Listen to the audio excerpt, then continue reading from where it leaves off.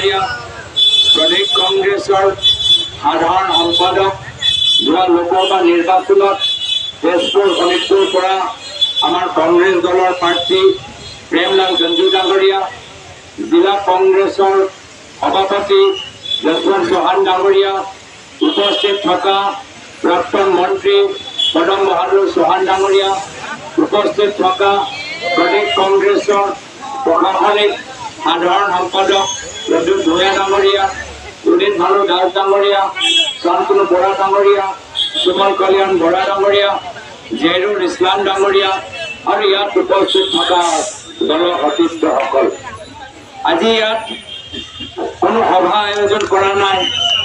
মই মাত্ৰ খবৰ দিছিলোঁ যে বজাৰ অঞ্চলৰ মানুহখিনি মই অলপ চাবলৈ বিচাৰোঁ, তেওঁলোকৰ কথা মই অলপ শুনিবলৈ বিচাৰোঁ। এই খবৰতে ইমানবোৰ মানুহ গোট খালে, স্বাগতম জনালে, স্বতঃস্ফূৰ্তভাৱে ওলাই আহিলে।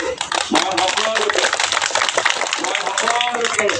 নিজৰ আন্তৰিক মৰম, শ্ৰদ্ধা, ধন্যবাদ, কৃতজ্ঞতা জ্ঞাপন কৰিছোঁ।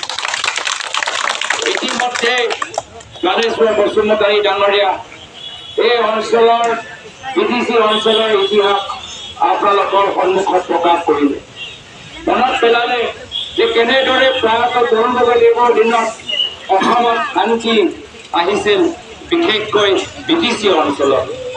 আৰু ইয়াত আমাক বিধায়ক দিগন্ত বৰ্মা ডাঙৰীয়াই ভালদৰে ক'লে যে অহা PTC নিৰ্বাচনত কংগ্ৰেছে যুঁজিব, আৰু তেওঁ নিজে বাৰম্বাৰ ইয়াত আহি আমাৰ কংগ্ৰেছৰ প্ৰাৰ্থীসকলক সহায় কৰিব। সেইকাৰণে